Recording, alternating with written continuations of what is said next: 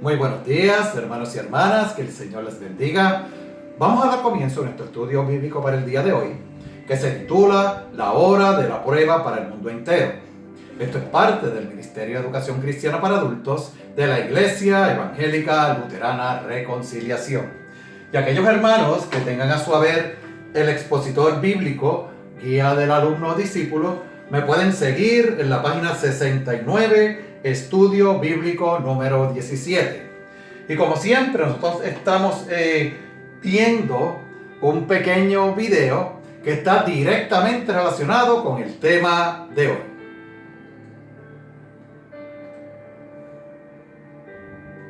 Todos tienen inquietud tal vez por saber de la identidad del anticristo. El significado del término anticristo es simplemente en contra de Cristo. Muchos expertos en teología, profecía o escatología de la Biblia piensan que el anticristo será la personificación definitiva de lo que significa estar en contra de Cristo. En el final de los tiempos, un hombre se levantará para oponerse a Cristo y a sus seguidores más que cualquier otro en la historia de la humanidad. Afirmará ser el verdadero Mesías, el Hijo de Dios prometido, pero será un engaño. El anticristo buscará el control del mundo e intentará destruir a todos los seguidores de Jesucristo y la nación de Israel.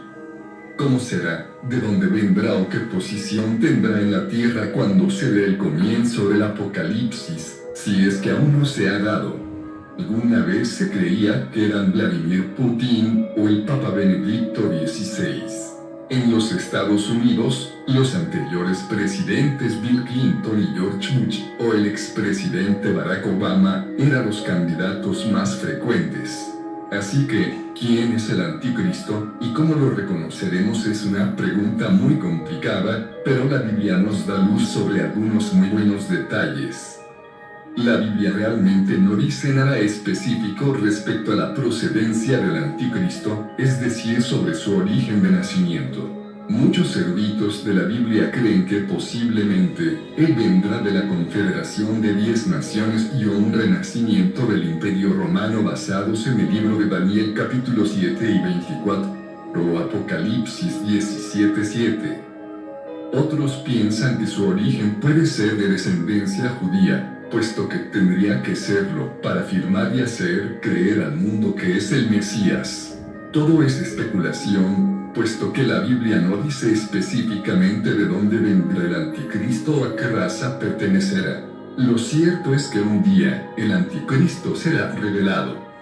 Segunda de Tesalonicenses 2 del 3 al 4 nos dice cómo reconoceremos al anticristo: nadie os engañe en ninguna manera, porque no vendrá sin que antes venga la apostasía, y se manifieste el hombre de pecado, el hijo de perdición, el cual se opone y se levanta contra todo lo que se llama Dios o es objeto de culto, tanto que se sienta en el templo de Dios como Dios, haciéndose pasar por Dios. Es común que mucha de la gente que viva cuando se manifieste el anticristo se sorprenda demasiado de su identidad.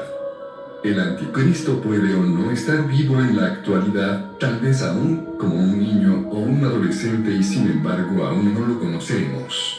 Martín Lutero estaba convencido de que el papa de su tiempo era el anticristo. Durante la década de 1940, muchos creían que Adolf Hitler era el anticristo por sus características y por la maldad que provocó en su tiempo. Otros que han vivido en los recientes siglos han estado igualmente seguros de identificar al anticristo. A la fecha, todos han estado equivocados. Debemos poner nuestras especulaciones de lado y enfocarnos en lo que en realidad dice la Biblia acerca del anticristo. Apocalipsis 13 del verso 5 al 8 dice: también se le dio boca, que hablaba grandes cosas y blasfemias, y se le dio autoridad para actuar 42 meses. Y abrió su boca en blasfemias contra Dios, para blasfemar de su nombre, de su tabernáculo, y de los que moran en el cielo. Y se le permitió hacer guerra contra los santos, y vencerlos. También se le dio autoridad sobre toda tribu, pueblo, lengua y nación. y la adoraron todos los moradores de la tierra cuyos nombres no estaban escritos en el libro de la vida del Cordero que fue inmolado desde el principio del mundo. En resumen, el anticristo es el falso Mesías del fin de los tiempos que busca, y probablemente logra, el dominio del mundo para poder destruir a Israel y a todos los seguidores de Jesucristo. Pero Jesús lo derrotará y será enviado al infierno por la eternidad.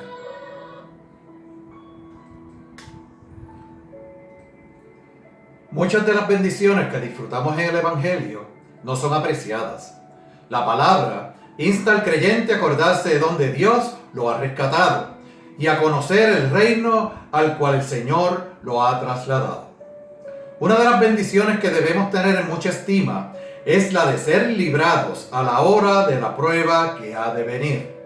El mensaje de la iglesia debe ser con énfasis profético. La palabra profética de la Biblia sirve de advertencia a los discípulos respecto a la tibieza espiritual y que deben mantenerse fieles hasta el fin. Cuando se desprecia a Cristo, quedamos a merced de Satanás. Los días de tribulación están marcados por la irrupción de Satanás en el mundo, el cual dará su poder al anticristo. La obra del Espíritu Santo a través de la iglesia detiene la manifestación del anticristo, pero pronto la iglesia será levantada y se manifestarán en el mundo los juicios más severos de la justa ira de Dios contra el pecado. Vamos a dar comienzo con la primera parte de nuestro estudio. Cristo promete guardarnos de la hora de la prueba. Cristo guardará a los creyentes que guarden su palabra. Apocalipsis 3:10. Por cuanto has guardado la palabra de mi paciencia, yo también te guardaré de la hora de la prueba que ha de venir sobre el mundo entero, para probar a los que moran sobre la tierra. Cristo guardará a los creyentes que guarden su palabra. La palabra de Dios es clara, es sencilla. Aunque Cristo habló en parábolas, Él se daba a entender en una forma fácil, clara y coherente para que las personas le pudieran entender. De esa manera, ellos recibían y escuchaban la palabra de Dios a través de su Hijo, Jesucristo. Nosotros debemos guardar la palabra de Dios en nuestros corazones. Eso nos asegura que en el momento y en la hora de la prueba, también Dios nos guardará a cada uno de nosotros. Aquellos que hayamos seguido ¿qué? Su palabra, sus preceptos, sus mandamientos, y aquellos que hayamos guardado ¿qué? La palabra en nuestro corazón. Esa prueba va a venir para el mundo entero. Y va a ser una prueba bien difícil, al cual todos debemos estar preparados. Esa hora de la prueba, nadie la conoce. Nadie sabe cuándo llegará. Nadie sabe el tiempo y la hora, ni el día, ni el año en que va a llegar esa prueba. De esa manera, Él va a guardar a todos aquellos que guarden su palabra dentro de sus mentes y sus corazones, solo con el propósito de probar a los que moran sobre la tierra. Cristo hará columna en el templo de Dios al creyente vencedor. Apocalipsis 3, versículos del 11 al 12. He aquí yo vengo pronto. Retén lo que tienes, para que ninguno tome tu corona. Al que venciere, yo lo haré columna en el templo de mi Dios, y nunca más saldrá de allí. Y escribiré sobre él el nombre de mi Dios, y el nombre de la ciudad de mi Dios, la nueva Jerusalén, la cual desciende del cielo, de mi Dios, y mi nombre nuevo. Cristo hará columna en el templo de Dios a todo aquel que siga su palabra. Todos aquellos que sean creyentes, que creen en la palabra de Dios, Cristo lo va a convertir como una columna fuerte de ese templo maravilloso de Dios. Él dice, deben estar listos. ¿Por qué? Porque he aquí yo vengo pronto. Guarden todo lo que tienen, guarden la palabra, guarden la esperanza, guarden la fe, guarden el amor. ¿Para qué? Para que ninguno pueda quitarte esa corona de gloria. Todos aquellos que venzan y todos aquellos que puedan vencer todo el pecado y todas aquellas tentaciones, el Señor nuestro Dios los va a tomar y los hará parte del templo de Dios como columna, fuerte y firmes. Y nunca saldremos de allí, permaneceremos allí en el templo de Dios y se va a escribir en nosotros el nombre de Dios y el nombre de la ciudad de Dios, que todos sabemos que va a ser la nueva Jerusalén, la cual va a descender ¿de dónde? Del cielo. ¿Y de qué cielo? Obviamente, del cielo de nuestro Dios, de mi Dios y de tu Dios. Y tendremos nombres nuevos. El anticristo dominará el mundo en la hora de la prueba. El anticristo saldrá de entre las naciones como un rey blasfemo. Apocalipsis 13:1. Me paré sobre la arena del mar y vi subir del mar una bestia que tenía 7 cabezas y 10 cuernos, y en sus cuernos 10 diademas, y sobre sus cabezas un nombre blasfemo. Mucho se ha hablado a través de la historia y en la Biblia del anticristo. Muchas personas se han dado la tarea, porque las hay, de escudriñar y de conocer a ese que vendrá, que su nombre será el anticristo. Anticristo lo que quiere decir es que es lo opuesto a Cristo. Por lo tanto, nosotros debemos estar ¿qué? Vigilantes. ¿Por qué? Porque el anticristo no es otra cosa que algo que viene del enemigo. Y nosotros conocemos al enemigo. Se llama Satanás. Y Satanás le dará ¿qué? Fuerza y poder al anticristo. ¿Por qué? Porque el anticristo va a surgir como un rey que blasfemo, que va en contra de la palabra de Dios. Y por eso es que en la primera parte tuvimos que guardar la palabra de Dios en nuestros corazones. ¿Para qué? Para no ser engañados por ese rey blasfemo. Es importante que nosotros estemos al pendiente de que ese rey blasfemo va a surgir, como dice la palabra, del mar, y va a tener una forma tan horrible como una bestia, y va a tener 7 cabezas y 10 cuernos, y en esos cuernos va a tener 10 diademas, y sobre sus cabezas un nombre blasfemo. El anticristo vendrá con poder satánico y dominará el mundo. Apocalipsis 13:2-3. Y la bestia que vi semejante a un leopardo, y sus pies como de oso, y su boca como boca de león. Y el dragón le dio su poder y su trono, y grande autoridad. Vi una de sus cabezas como herida de muerte, pero su herida mortal fue sanada. Y se maravilló toda la tierra en pos de la bestia. Debemos recordar que el poder que tiene el anticristo reside y viene de Satanás. Y sabemos que ese poder que tiene va a dominar al mundo. Lo va a dominar, y esa va a ser la realidad. Y ese poder que tiene va a tratar de ¿qué? De turbar las mentes y los corazones de los creyentes. Porque el enemigo lo que viene a buscar a quien devorar. Y ese anticristo va a ser aquel que va a torcer las mentes y los corazones de todos los creyentes. Y por eso nosotros debemos estar firmes en la fe, firmes en Jesucristo, para no ser engañados. Y se describe en la palabra que era semejante a un leopardo, con pies de oso y con boca de león. Y el dragón que le dio su poder y su trono, se refiere al dragón, que el dragón es Satanás.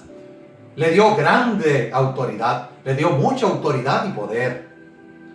Pero debemos estar pendientes, porque va a ser que muchas cosas maravillosas que van a turbar las mentes y los corazones, pero son engaños y no son milagros como los hizo Jesús. ¿Por qué? Porque de eso se va a nutrir Él, del engaño, de la mentira que va a caer en pos de la tierra. La tercera y última parte de nuestro estudio: la hora de la prueba traerá hambre y muerte al mundo entero. La hora de la prueba traerá muerte a los que no acepten el anticristo. Apocalipsis 13, 11, 15.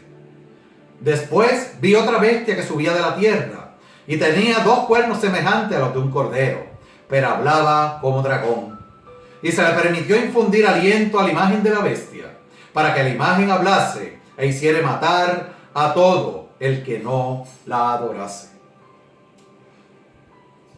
En la hora de la prueba, que esa prueba va a ser para el mundo entero, hay algo bien seguro, que va a traer hambre y muerte al mundo entero.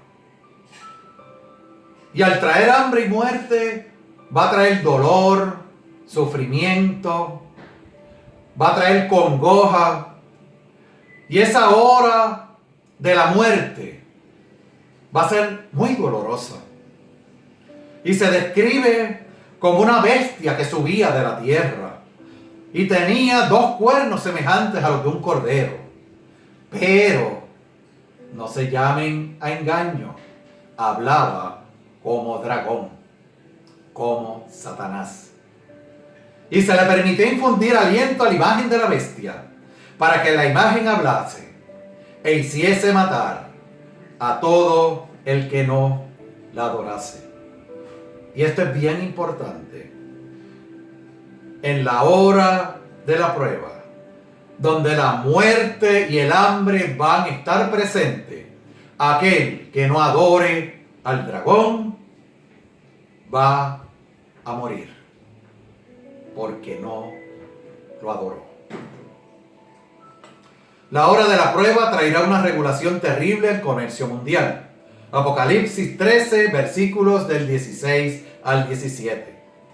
Y hacía que a todos, pequeños y grandes, ricos y pobres, libres y esclavos, se les pusiese una marca en la mano derecha o en la frente, y que ninguno pudiese comprar ni vender, sino el que tuviese la marca o el nombre de la bestia o el número de su nombre.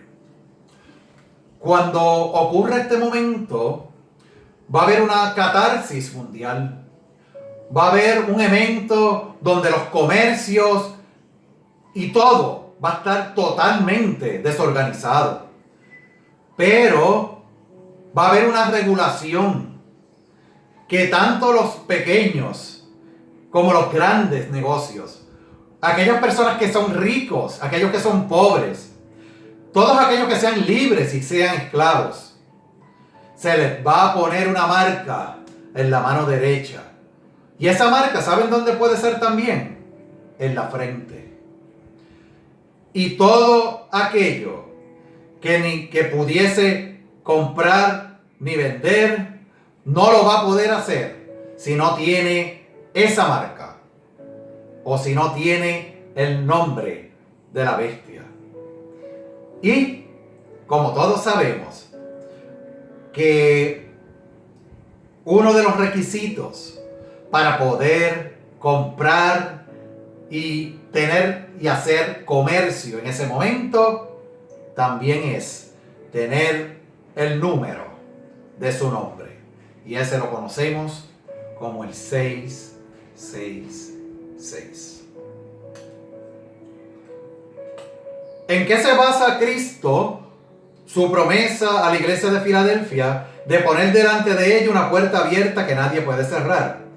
Se dice que la iglesia de Filadelfia fue la primera iglesia creyente del pueblo de Dios. En Apocalipsis 3:8, Cristo dice que se le abre esa puerta por cuanto, aunque tenía poca fuerza, había guardado su palabra y no había negado su nombre. Menciona el nombre de los 3 apóstoles de Cristo que eran considerados como columnas en la iglesia según Gálatas 2:9. ¿Cuáles eran esos apóstoles? Recuerden que hablamos de las columnas, que Cristo nos va a convertir, nuestro Padre Dios, en columnas del templo de Dios. En Gálatas 2:9 se menciona a Jacobo, Cefas, que no es otro que Pedro, y a Juan, los cuales eran considerados como columnas de la iglesia de Cristo. ¿Qué dice Pablo sobre la presencia del ministerio de la iniquidad según segunda de Tesalonicenses 2:7? Pablo dice en segunda de Tesalonicenses 2:7 que ya está en acción el ministerio de la iniquidad, pero hay quien al presente lo detiene. Después se manifestará el inicio, el anticristo. ¿Qué juicio divino se manifiesta en el hecho de que la humanidad no creyente adora al dragón durante la gran tribulación según segunda de Tesalonicenses 2:10? En segunda de Tesalonicenses 2:10 se enseña que el engaño de iniquidad es para los que no recibieron el amor de verdad, aquellos que Dios les envía un poder engañoso para que crean a la mentira. ¿Cuál es la conducta correcta de un hijo de Dios en estos últimos tiempos? ¿Cuál ustedes creen que es la conducta que debemos exhibir en esos tiempos? ¿Que van a ser qué? Los últimos. Un hijo de Dios es un embajador de Cristo.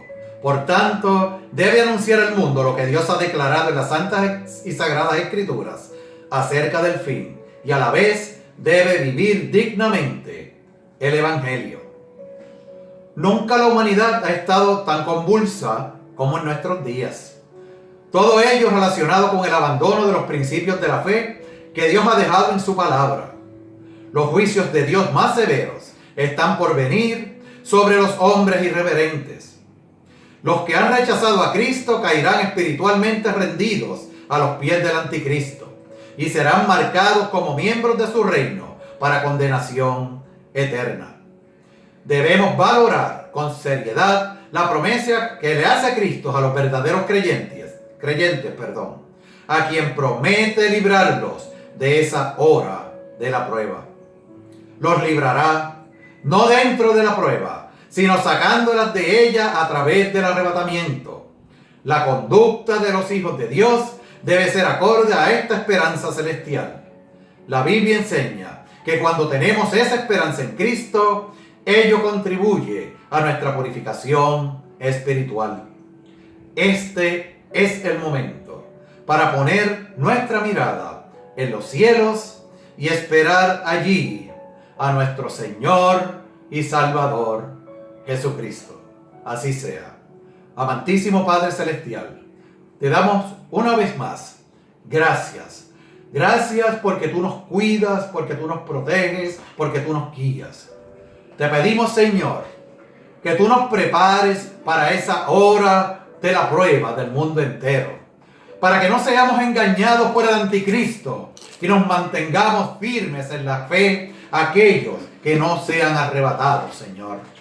Te pedimos que la fe, la esperanza y el amor sea lo que gobierne nuestras mentes y nuestros corazones en Cristo Jesús, para nosotros permanecer firmes en fe y en esperanza. Señor, no nos dejes solos. Sin ti nada podemos hacer. Sé tú la luz en nuestro camino, en la hora de la prueba, para el mundo entero. Todo esto te lo pedimos, no por nuestros méritos, sino por los méritos de aquel que se entregó a sí mismo, Jesucristo, nuestro Señor y Salvador. Amén.